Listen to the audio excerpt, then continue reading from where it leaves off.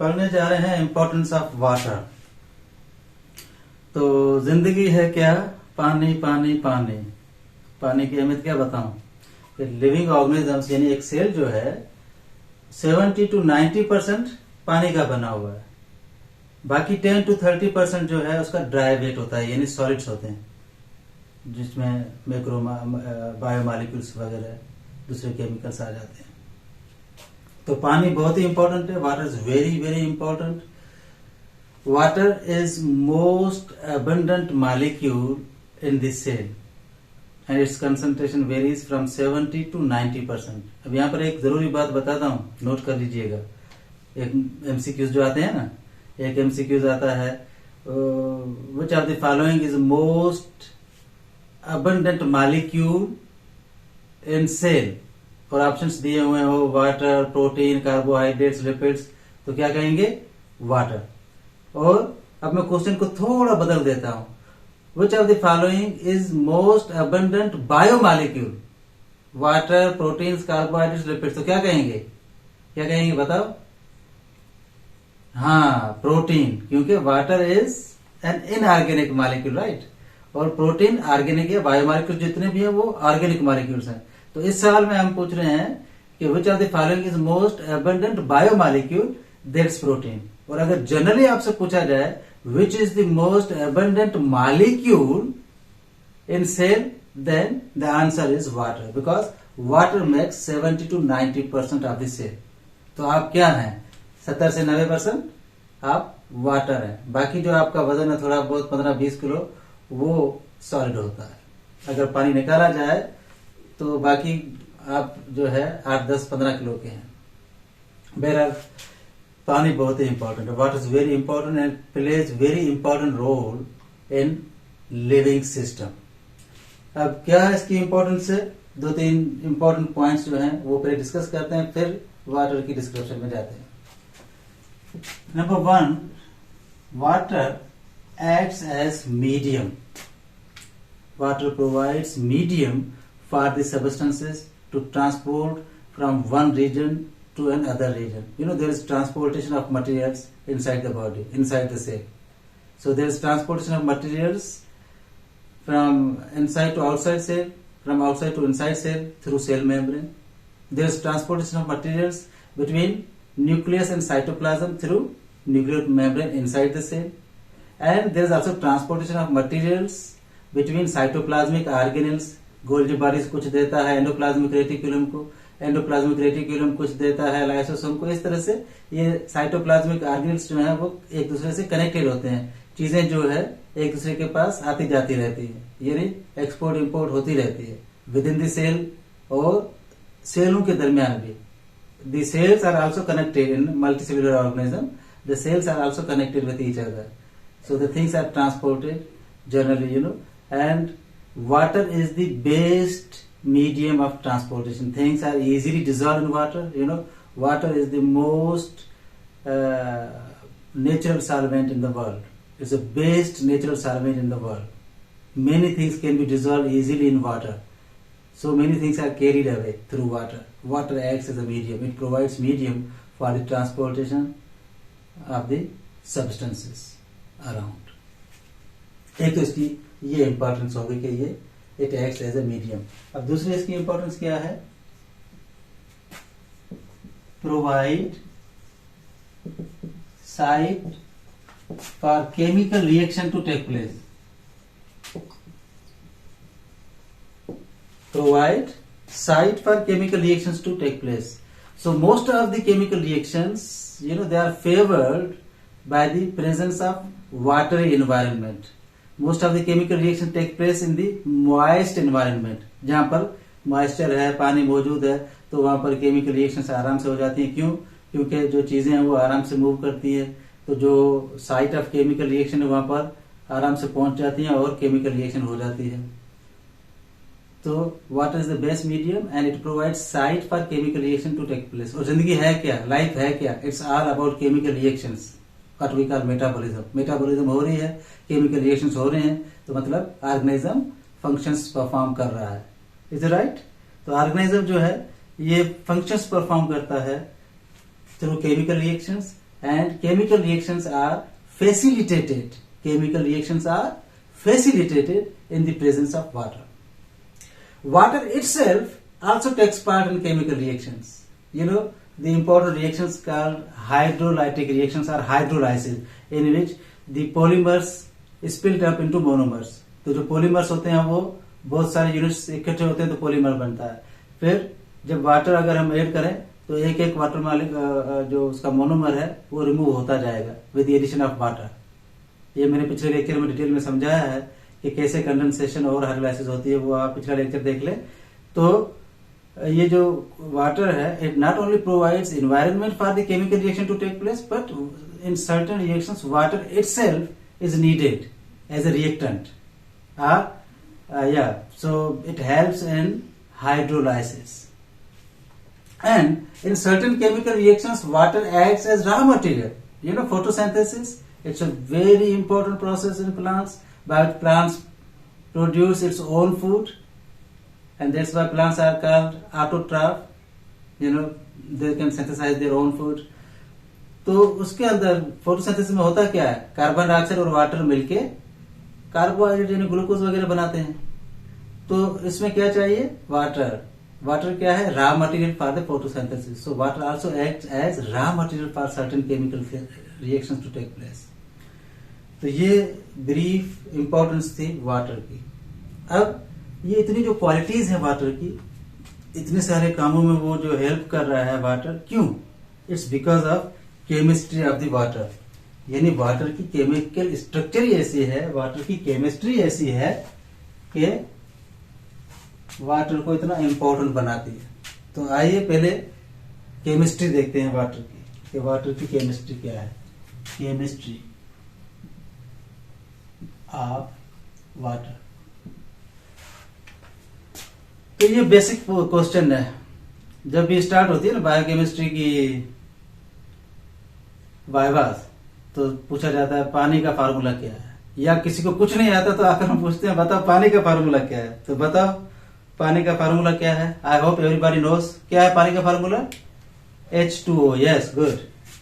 Water, the chemical formula of water is H2O. It means the water is composed of one oxygen atom and two hydrogen atoms, and these hydrogen atoms, they are linked with oxygen through covalent bond. तो होता क्या है, देखें ये oxygen है और oxygen के बाहर आउटर मोस्ट शेल में कितने इलेक्ट्रॉन्स होते हैं? हाँ, 6. 2 और ये 2 4 और ये 5 और ये 6. और इसको आउटर मोस्ट शेल फिल करने के लिए कितने चाहिए? 8 इलेक्ट्रॉन. अब इनको 2 और इलेक्ट्रॉन चाहिए. यहाँ पर ये देखें 2 इलेक्ट्रॉन जो मैंने यहाँ रखे हैं ये अनपेयर्ड हैं, तो ये इनको 2 इलेक्ट्रॉन चाहिए. अब 2 हाइड्रोजन एटम, हाइड्रोजन के पास 1 इलेक्ट्रॉन होता है तो 2 हाइड्रोजन चाहिए. अब यहाँ पर क्या होता है, 2 हाइड्रोजन आके अटैच हो जाते हैं. ये देखें हाइड्रोजन, इसने 1 इलेक्ट्रॉन दिया, ये दूसरा हाइड्रोजन, इसने इलेक्ट्रॉन दिया. तो यहां पर ये इनके कोवलेंट बॉन्ड बन गए. राइट. इस तरह से इसकी एक स्ट्रक्चर बनती है वाटर मॉलिक्यूल की, एक वाटर मॉलिक्यूल की. अब ये स्ट्रक्चर जो वाटर मॉलिक्यूल की है ये बहुत ही इंपॉर्टेंट है. कैसे इंपॉर्टेंट है? देखें इस ऑक्सीजन के पास 2 अनपेयर्ड इलेक्ट्रॉन है. यहाँ पर आई मीन 2 जो है paired electrons, free paired electrons मौजूद है. तो यहाँ पर ये हल्की सी negative charge, electron carries negative charge, right, वो प्रोड्यूस करते हैं. Slightly negative charge in water molecule. In the structure, chemical structure of water molecule, the oxygen side carries slightly negative charge. On the other side, this is the side where no electrons are present, so hydrogen carries slightly positive charge. Hydrogen carries slightly positive charge. And because this negative and positive, slightly negative and positive charges are present, that makes the water molecule as polar molecule. So water is polar molecule because polar means it carries charges, both the positive, slightly positive and slightly negative charges. And this separation of charges, because both the charges are present and they are separated, and this separation of charges, both negative and positive charges, is called dipole. What's called dipole? So water is polar, but it's a dipolar because it carries both the slightly positive and slightly negative charges. Now that polarity, is called as polarity, and that polarity creates magic. And the important properties in the water is because of the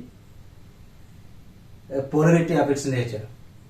It's because of polarity of its nature. So there are many important physico-chemical properties of water, but here we will only discuss the properties of our interest. That means biologically important properties.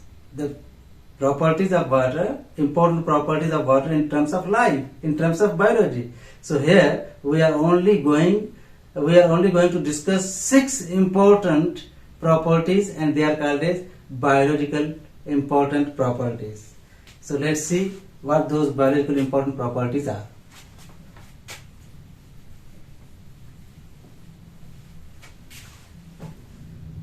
So biologically important properties. There are many, but 6 important, biologically important properties. And number one is hydrogen bonding. Hydrogen bonding. So water has the ability to develop the bond between themselves and also between non-water molecules. So this, the force of attraction between the molecules is called as intermolecular force. What's called? Intermolecular force. And that intermolecular force links water molecules with each other, and they are linked. The link is developed because both the charges, positive and negative charges, are present. So the positive, slightly positive charge attracts the negative charge of water, and the negative charge is attracted by positive charge. This is how many water molecules, they are linked with each other. They are bound with each other because there is binding force available, and that binding force which is available within water molecules and with water molecules and other molecules, that's called as hydrogen bonding. And let me explain structurally how is that. Now look, for example, this is the oxygen.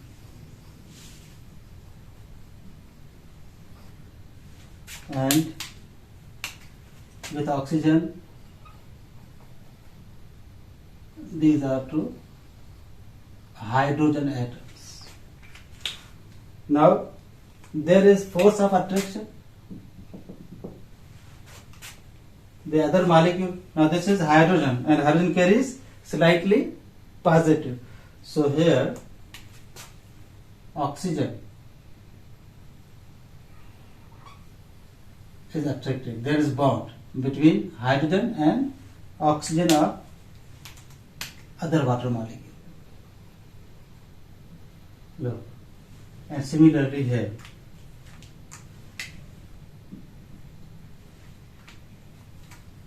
The other molecule.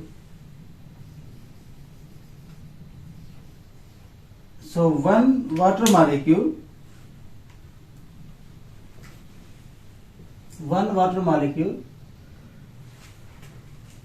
can link through 4 other water molecules. So 2 from this side, 2 from this side, because oxygen has 2 lone pairs of electrons, right? So here is also lone pair of electrons, and here is also lone pair, and oxygen the lone pair there is slightly negative charge, there is slightly negative charge, there are slightly positive charge. So the negative charge, hydrogen are attracted. So here, let me complete the structure. This is water molecule and the oxygen atom, and that is the hydrogen atoms. Here is also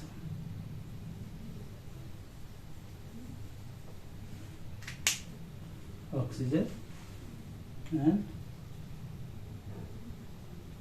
so this is how one water molecule is attracted by four water molecules in its surrounding. So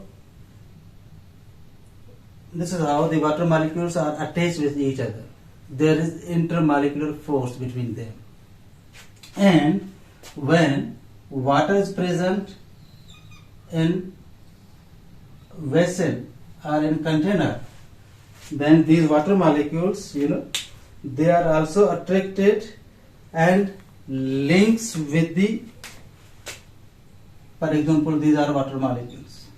So they are linked with the walls of the container. Look, they are linked with the walls of container. So that link is also because of the hydrogen bonding. These are hydrogen bondings, and hydrogen bonding between the water molecule is between slightly positive hydrogen and slightly negative oxygen of two water molecules. And there is also hydrogen bonding. The hydrogen bonding is formed between water molecules and walls of container, and that means there are two types of hydrogen bondings are present. How many types of hydrogen bonding are present? Two types of hydrogen bonding are present.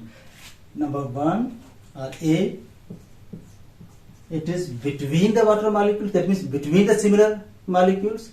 So intermolecular force between the similar molecules means water molecules are connected with each other. Similar molecules, it is called cohesive forces or cohesion. Cohesive forces are cohesion. And water molecules are also linked with other molecules other than water. As I gave example here, the water molecules make link with the walls of container. Make link with the walls of container. So that type of intermolecular forces between dissimilar molecules. Listen once again. The intermolecular forces between dissimilar molecules. It's called as adhesive forces. What's called? Yes, adhesive forces or adhesion. Now both type of forces are very important. When water moves up, one water molecule goes up, the rest of molecule also goes, and that make the chain of water molecules, because water molecules are connected with each other, right? Water molecules are linked with each other. So when one water molecule moves up, what happens? The next one will also be attracted. The next one will also be attracted. The next one will also be attracted, because they are linked with each other. So they will make a chain, and that's how water moves up. And when water molecules move up, they can also fall down because of force of gravity. Force of gravity की वजह से वो गिर भी सकते हैं, लेकिन वो गिरते नहीं. क्यों? क्योंकि जो वाटर मॉलिक्यूल से आपस में कनेक्टेड है, फिर ये वॉल्स ऑफ कंटेनर से कनेक्ट हो जाते हैं. तो between them water moves up. It's because of cohesive force. And the backflow of water is prevented. It's because of adhesive force. वो दीवार से जो है, वॉल ऑफ कंटेनर, यानी कंटेनर की या वेसल की दीवार से चिपक जाते हैं तो वो नीचे नहीं गिरते, भले फोर्स ऑफ ग्रेविटी वो नीचे से अट्रैक्ट कर रही हो. तो दोनों फोर्सेस बहुत ही इंपॉर्टेंट है, और यही वजह है कि जाइलम जो है वो सॉइल से पानी खींचता है. जाइलम जो कि रूट में इंपॉर्टेंट स्ट्रक्चर है, प्लांट में इंपॉर्टेंट स्ट्रक्चर है, xylem tissues, they move water. They take water from the soil and move it up in whole plant. तो ये कैसे मुमकिन हो पाता है? It's because of cohesive and adhesive properties of water. So thanks to hydrogen bonding, thanks to cohesive and adhesive forces. एक और जो है ये जो होता है, जैसे मैं आपको कह रहा हूँ, water molecules are linked together, that gives water to flow. जो वाटर की फ्लोइंग एबिलिटी है, आप टूटी खोलते हैं, पानी आता है, एक एक ड्रॉप बन के थोड़ी आता है, एक एक मॉलिक्यूल नहीं, पूरा पानी जो है वो एक it has ability to flow, वो फ्लो में आता है. क्यों? Because water molecules are linked together and water molecules are also linked with the walls of the pipe. So that's very important. That's very important ability of water. And these two forces are great forces. एक और example देता हूं, capillary action. Capillary action क्या है कि capillary एक tube है छोटा सा, वो आप अगर किसी फ्लूइड में रखेंगे तो immediately the water moves up inside the capillary. This is also because of adhesive and cohesive forces. एक कॉमन एग्जांपल देता हूं, स्ट्रा यूज करते हैं ना आप जूस पीने के लिए, तो जूस में जैसे आपने स्ट्रा डाला तो जूस जो है वो स्ट्रा के अंदर आ जाता है ना, थोड़ा स्ट्रा भर जाता है. क्यों? Because there is a lot of water inside the juice and water molecules move up inside the straw, and it's because of cohesive forces, and water molecules are also attached to the walls of straw. That's because of adhesive forces. तो ये जो है cohesive और adhesive forces होते हैं, बहुत ही important, जो straw में पानी भरने के लिए या जूस भरने के लिए मतलब जल्दी से वो भर जाता है. That's called as capillary action. So that was about hydrogen bonding. Now let's discuss the other properties.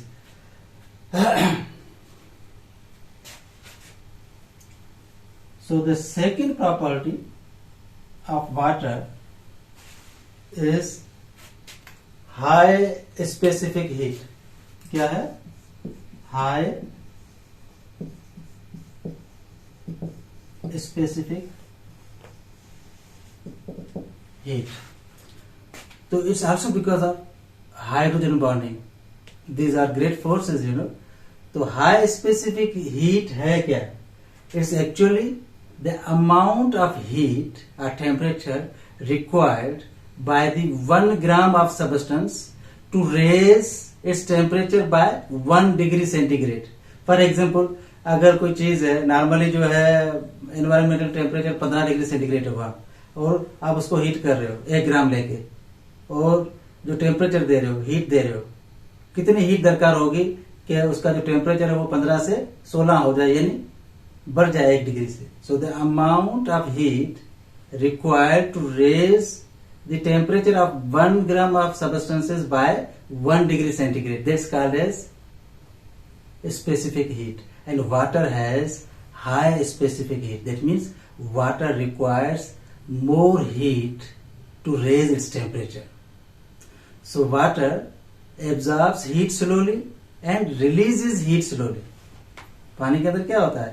न सिर्फ ये कि वाटर absorbs heat slowly, जब आप उसको हीट कर रहे होते हैं तो it's slow to absorb heat, और जब आप छोड़ देते हैं और हीट उससे निकल रही होती है तो वो भी स्लो होती है. ये बात समझें. There is slow absorption of heat by the water and slow release of heat by the water, and that's very important property because it keeps the water stable. It keeps the water stable and that helps to keep temperature normal in the living organisms, and that's called as thermostability. So water is thermo or heat stabilizer. What's water? It is thermostabilizer or heat stabilizer because it keeps the temperature in normal limits. वो जो temperature को normal limit में रखता है. अब ऐसे देखो कितनी ज्यादा धूप होती है गर्मियों में, तो हमारे बॉडी का टेम्परेचर इतना नहीं बढ़ता, या सर्दियों में बहुत ही सर्दियां होती हैं तो हमारी बॉडी का टेम्परेचर इतना डाउन नहीं होता, क्योंकि heat is ability to flow from hotter body to colder body. तो ऐसा होता तो जल्दी से जो है जो स्टेबिलिटी है टेम्परेचर की वो रह नहीं पाती, and that's quite harmful for the living system. But fortunately there is water, and water has thermo stability, water has heat stability. It's because water absorbs heat slowly and releases heat slowly. Water has high specific heat. ज्यादा heat चाहिए होती है, और जब ज्यादा heat देते हैं तब जाके उसका आस्ता आस्ता आस्ता आस्ता आस्ता 1 डिग्री सेंटीग्रेड बढ़ता है। Is it clear?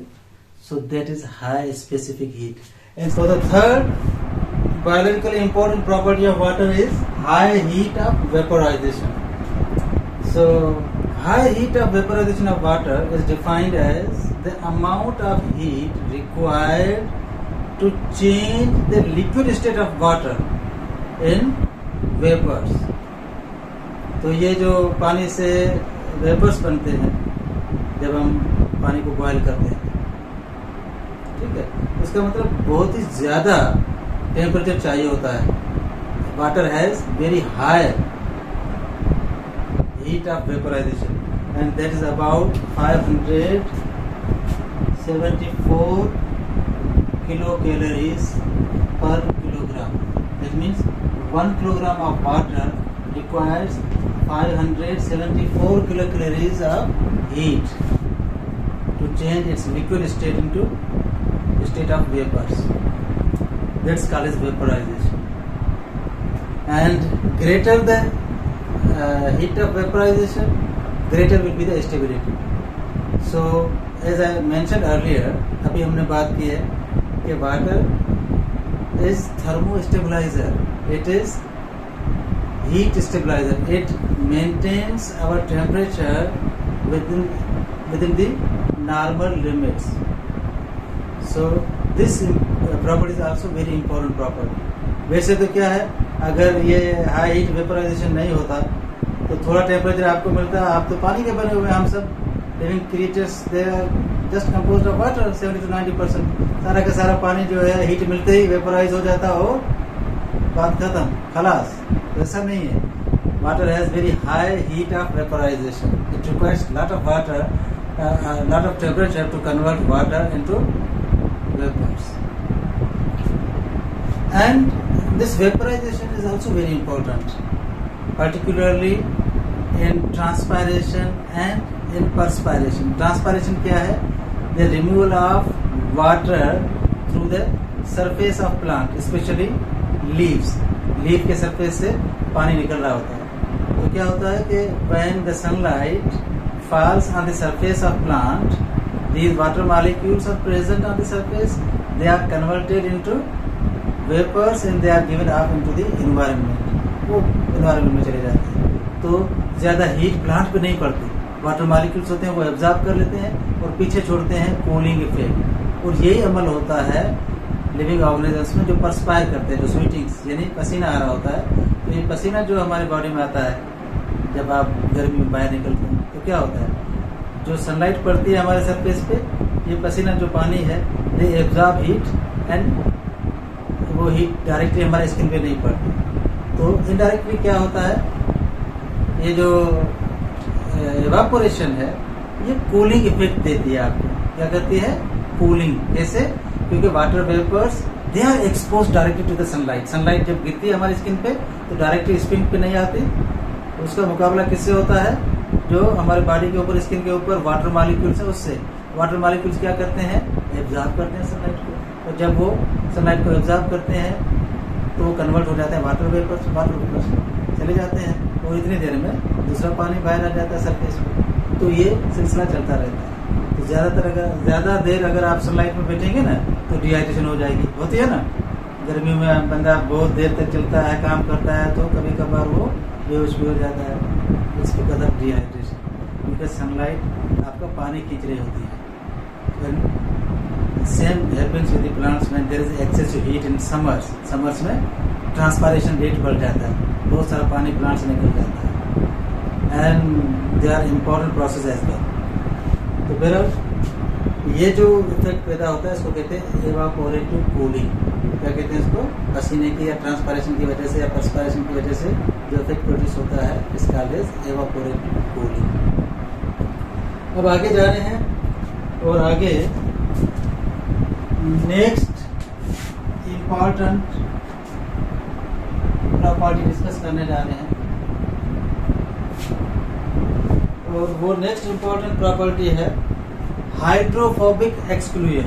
क्या है वो? Number 4, hydrophobic exclusion. तो कभी आपने थोड़ा सा घी लेके पानी में मिक्स करने की कोशिश की है? ऑयल इज नॉट डिजॉल्व और fat is not dissolve in water, वो डिजॉल्व नहीं होता। तो उसके आपके जो है ड्रॉपलेट्स नजर आएंगे पानी की सरफेस के ऊपर।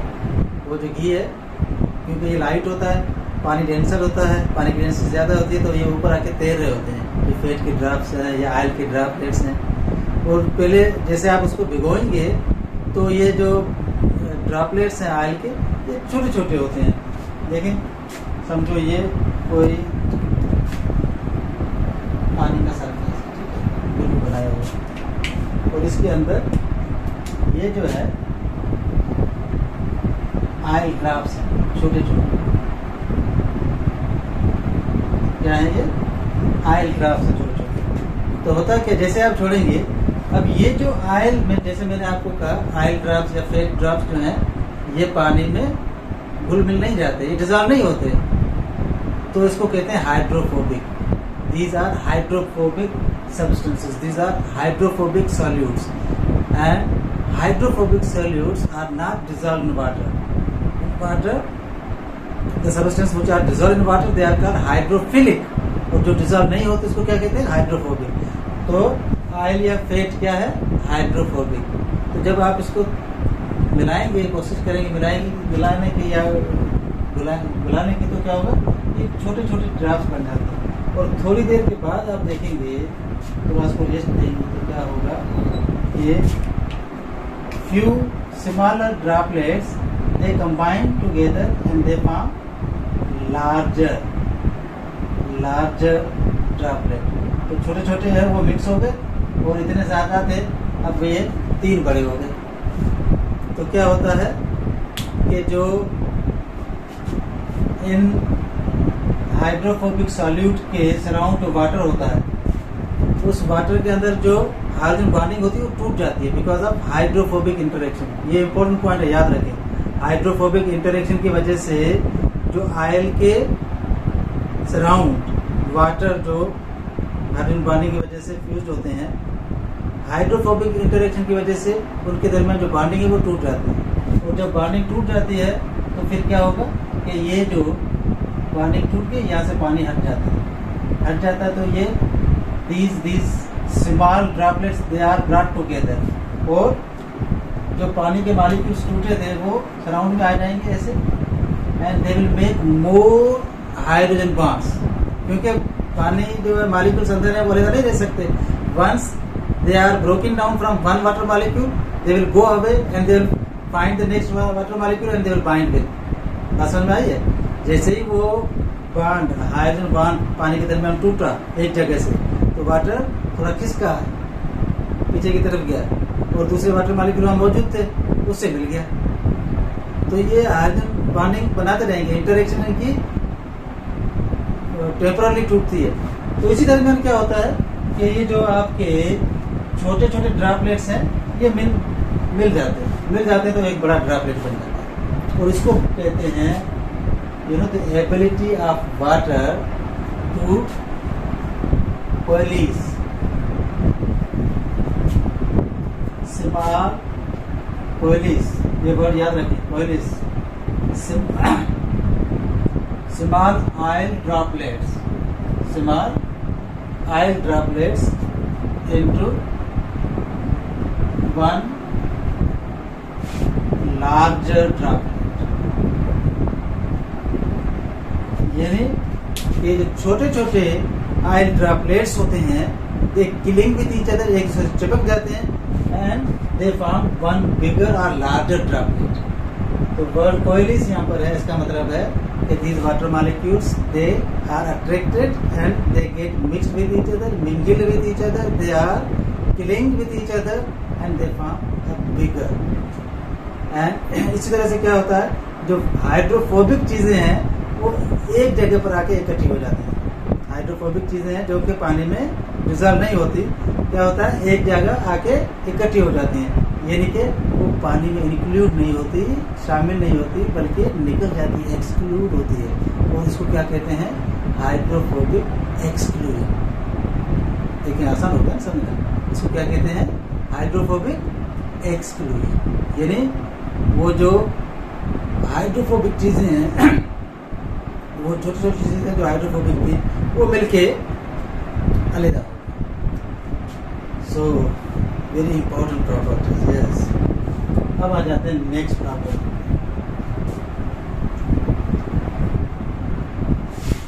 नेक्स्ट प्रॉपर्टी कौन सी है, number 5, and it's called ionization of water.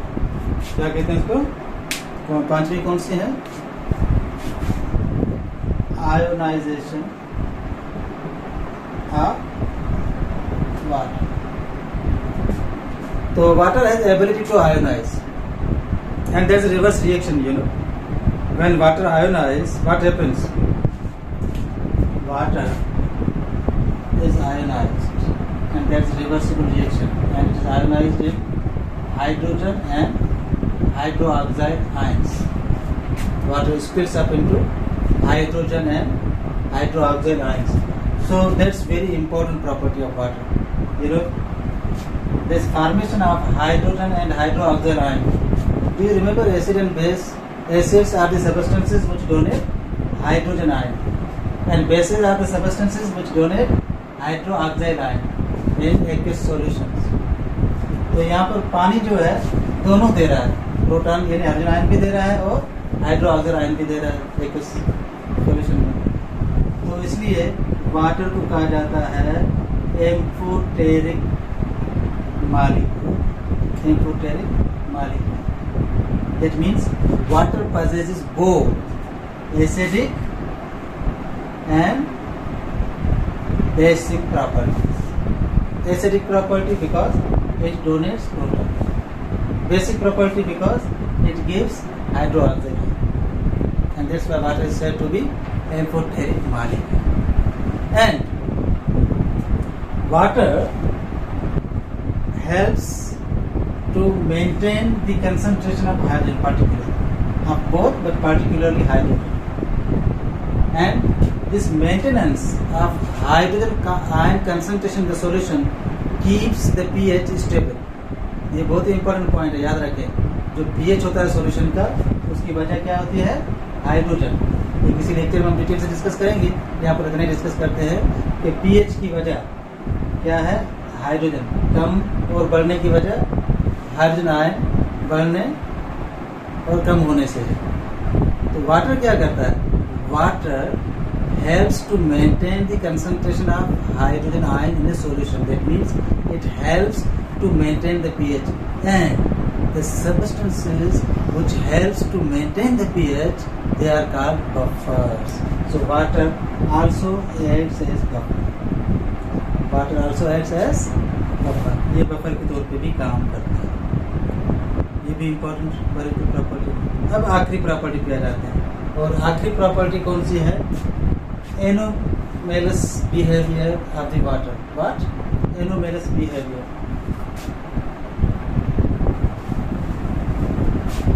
छठी और आखिरी प्रॉपर्टी में आ जाते हैं. I hope you will enjoy today's lecture. It's very important. इतना 6th important property of water is its anomalous behavior. Anomalous behavior of water. So what do you mean by anomalous behavior? ये anomalous behavior क्या है? इसका मतलब है strange behavior.